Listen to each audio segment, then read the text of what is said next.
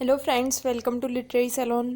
Friends, आज की video का हमारा टॉपिक है एनिमल्स पोएम, जो कि वॉल्ट व्हिटमैन के द्वारा लिखी हुई है। तो शुरू करते हैं आज का वीडियो। सबसे पहले हम पोएम के बारे में देखते हैं। तो पोएम किस बारे में है? वॉल्ट व्हिटमैन है वो यहाँ पर कंपैरिजन शो करते हैं ह्यूमन बींग्स और एनिमल्स के बीच में इस पोएम के थ्रू। और वो ये भी पॉइंट आउट करते हैं कि ह्यूमन ब्रेन में कितने सारे इवल्स प्रेजेंट होते हैं, यानी कितनी बुराइयां हैं, कितनी इल फीलिंग्स हैं, जबकि एनिमल्स के अंदर ऐसी कोई भी चीज़ नहीं है। और इसी वजह से वो ये सोचते हैं कि एनिमल्स जो हैं वो ह्यूमन बींग्स से कहीं ज़्यादा अच्छे हैं। इस पोएम में कोई भी राइम स्कीम नहीं है, यानी कि फ्री वर्ड्स में ये पोएम लिखी हुई है। तो पोएम की तरफ हम मूव करते हैं। I think I could turn and live with animals. They are so placid and self-contained. I stand and look at them long and long.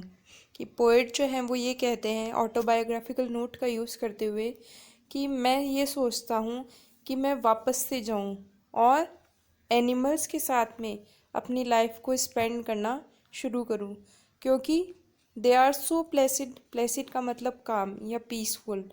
तो एनिमल्स जो हैं वो बहुत ज़्यादा काम और पीसफुल हैं और अपने ऊपर उनका कंट्रोल है, होल्ड है। आई स्टैंड एंड लुक कि मैं खड़ा होता हूँ और सोचता हूँ, देखता हूँ। At them long and long कि बहुत लंबे समय तक मैं उनको देखता ही रहता हूँ। तो पोएट जो है वो ह्यूमन बींग्स के साथ में यहाँ पर कंपैरिजन करते हुए कहते हैं कि ह्यूमन बींग्स जो हैं वो काफ़ी ज़्यादा वाइल्ड हैं, जबकि एनिमल्स जो हैं वो काफ़ी ज़्यादा काम और पीसफुल हैं इनके कंपैरिजन में।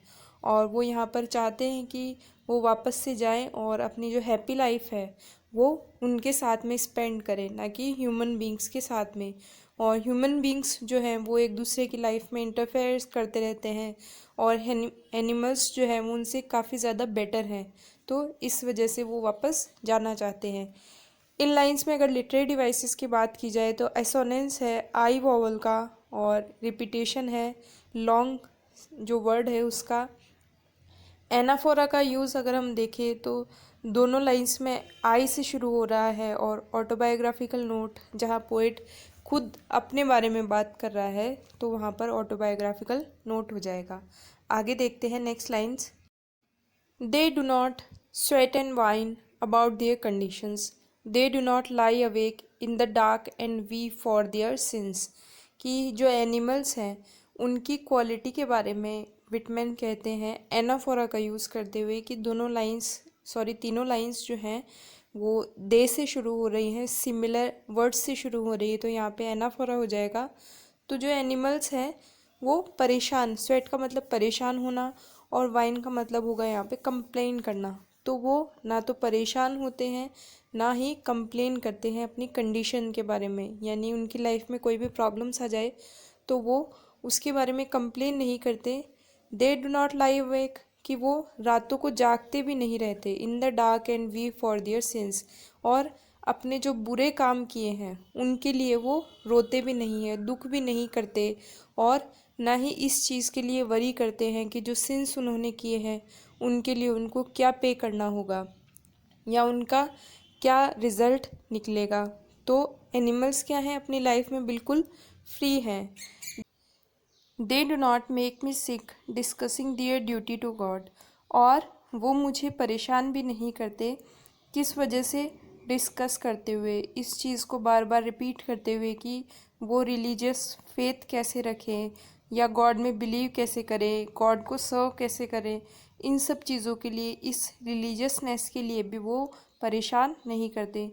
Not one is dissatisfied, not one is demented with the mania of owing things, कि उनमें से जो एनिमल्स हैं उनमें से कोई एक एनिमल भी ऐसा नहीं है जो कि अपने लाइफ से डिससेटिस्फाइड हो, यानी कि परेशान हो। जो ह्यूमन बींग्स हैं वो कंप्लेन करते रहते हैं कि उनके पास ये नहीं है, उनके पास वो नहीं है। तो एनिमल्स में ऐसी कोई क्वालिटी नहीं देखी जाती। और डिमेंटेड का मतलब है मैड या डिस्टर्ब, परेशान, पागल होना। तो कोई भी एनिमल इस चीज़ से भी परेशान नहीं है, इस मैडनेस में, इस पागलपन में नहीं है कि वो चीज़ें कितनी ज़्यादा इकट्ठी कर सकता है। कि ह्यूमन बींग्स जो हैं वो ये चाहते हैं कि लाइफ में उनके ज़्यादा से ज़्यादा लग्जरीज हों, लेकिन एनिमल्स के साथ में ऐसा नहीं है। तो यहाँ पे अलिट्रेशन जो है वो हमें थर्ड लाइन में देखने को मिल जाएगा, डिस्कसिंग और ड्यूटीज़ में। और मेटाफर जो है वो पूरी कंप्लीट इस स्टेंजा में देखने को मिलेगा एनिमल्स के लिए। आगे देखिए, not one kneels to another nor to his kind that lived thousand of years ago. कि कोई भी एनिमल, नील का मतलब होता है घुटनों के बल बैठना या झुकना, तो कोई भी एनिमल दूसरे एनिमल के सामने झुकता नहीं है, घुटनों के बल नहीं बैठता, और ना ही इन लोगों के लिए डिवोशन प्रकट करता है, यानी कि पूजा करता है उन लोगों की जो कि बहुत सालों पहले रहे होंगे, उनके ही प्रकार के, यानी कि जो एंसेस्टर्स रहे हैं उन एनिमल्स के, तो उनकी भी कोई पूजा एनिमल्स नहीं करते। नॉट वन इज़ रेस्पेक्टेबल और unhappy over the whole earth. कि एनिमल्स जो हैं उनमें से कोई भी ये नहीं है कि सोशल स्टेटस में कोई रेस्पेक्टेबल है और किसी का सम्मान नहीं हो रहा। तो ये दोनों ही चीज़ें इस सोसाइटी में, जो एनिमल सोसाइटी है, इसमें देखने को नहीं मिलेगी। और उनमें से कोई भी एनिमल इस कंप्लीट अर्थ में अनहैप्पी भी नज़र नहीं आएगा, यानी कि वे सब अपनी अपनी लाइफ में हैप्पी हैं, खुश हैं। So they show their relations to me and I accept them. और इसी तरीके से वो अपना रिलेशन मेरे साथ में दिखाते हैं कि मैं भी सिमिलर थॉट्स रखने वाला हूँ, कि मेरे लिए भी सोसाइटी में कोई कम या ज़्यादा नहीं है, मैं भी अपनी लाइफ में खुश हूँ, तो मैं भी उनकी तरह ही हूँ। और जैसा वो दिखते हैं तो मुझे सिमिलैरिटी फील होती है और मैं उनको एक्सेप्ट करता हूँ। They bring me tokens of myself, they evince them plainly in their possessions।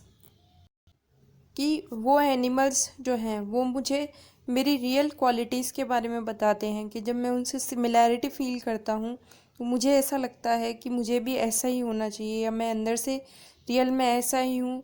और वो एविंस यानी कि शो करते हैं, रिवील करते हैं दैम अपने आप को, प्लेनली इन देयर पोजेशन, कि उनका जो स्वामित्व है या अधिकार है या उनकी जो प्रॉपर्टी है उसको वो क्लियरली बताते हैं, क्लियरली शो करते हैं। मानो उनका कोई फूड है या उनका कोई एरिया है तो वो उसको क्लियरली पजेस करते हैं, वो उसके लिए टेंट्रम्स नहीं करते। तो यहाँ पर जो पोएट है वो ये बताना चाह रहे हैं कि एनिमल्स जो हैं वो अपने रिलेशंस के बारे में बहुत ज़्यादा ट्रू हैं, जबकि ह्यूमन बींग्स जो हैं वो शो ऑफ ज़्यादा करते हैं बजाय कि ट्रू सेल्फ को शो करने के।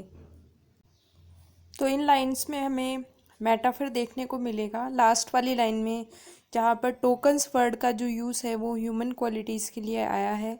और एलिट्रेशन भी हम देख सकते हैं जहाँ पर प्लेनली और पोजेशन दोनों वर्ड्स आए हैं।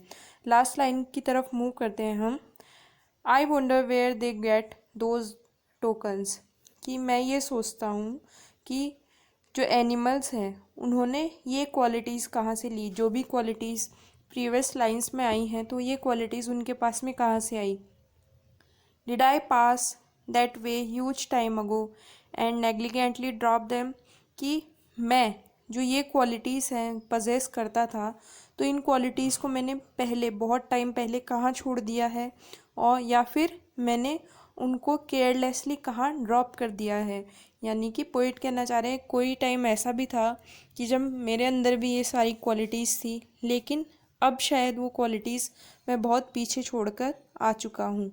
तो यहाँ पर लिटरेरी डिवाइस की अगर हम बात करें तो एलिट्रेशन देखने को मिलेगा हमें और दे और दोज में, और ऑटोबायोग्राफिकल नोट जो हैं वो दोनों लाइंस में देखने को मिलेगा, जहाँ पोएट जो हैं वो खुद के बारे में बात कर रहे हैं और खुद से ही क्वेश्चन कर रहे हैं। पोएम की समरी एक बार दोबारा से देख लेते हैं। तो इन लाइंस में जो पोएम है तो पोएट यहाँ पर डिस्क्राइब करते हैं कि वो एनिमल बनना चाहते हैं और वो ये भी सोचते हैं कि एनिमल्स जो हैं वो ह्यूमन बींग्स से काफ़ी ज़्यादा अच्छे हैं। ह्यूमन बींग्स जो हैं वो ग्रीडी हैं और जेलेसी से भरे हुए हैं एक दूसरे के साथ में, जबकि एनिमल्स के साथ में ऐसा कुछ भी नहीं है। एनिमल्स जो हैं वो काम हैं और सेल्फ कंटेन्ड हैं, और एनिमल्स जो हैं वो हैप्पी हैं जिस भी कंडीशन में वो रह रहे हैं। वो कभी भी अपने मिजरीज़ और सोरोज़ के बारे में कंप्लेन नहीं करते, और दूसरी तरफ जो ह्यूमन बींग्स हैं वो अपनी प्रॉब्लम्स के बारे में हमेशा कंप्लेन करते रहते हैं। जो एनिमल्स हैं वो इन चीज़ों के बारे में वरी नहीं करते, जो रियलिस्टिक चीज़ें हैं, मटेरियलिस्टिक चीज़ें हैं, इन सब चीज़ों के बारे में। जबकि ह्यूमन बींग्स जो हैं वो रिच और स्ट्रॉन्ग पीपल को ज़्यादा प्रेफरेंस देते हैं और अपनी रॉन्ग डूइंग्स के लिए परेशान होते रहते हैं और लग्जरीज़ के पीछे भागते रहते हैं इस वर्ल्ड में। जबकि एनिमल्स जो हैं वो अपने रिलेशंस में बहुत ज़्यादा स्ट्रॉन्ग हैं और किसी भी पर्टिकुलर क्लास को इम्पोर्टेंस नहीं देते, और अपनी लाइफ जो है वो ऑनेस्टी के साथ में जीते हैं और लेस ग्रीडी हैं और लेस जेलस हैं। तो इन लाइंस के साथ में ये पोएम फिनिश हो जाती है। आई होप आपको ये पोएम समझ में आई होगी। Thanks for watching this video. मिलते हैं आपसे नेक्स्ट वीडियो में। Bye bye.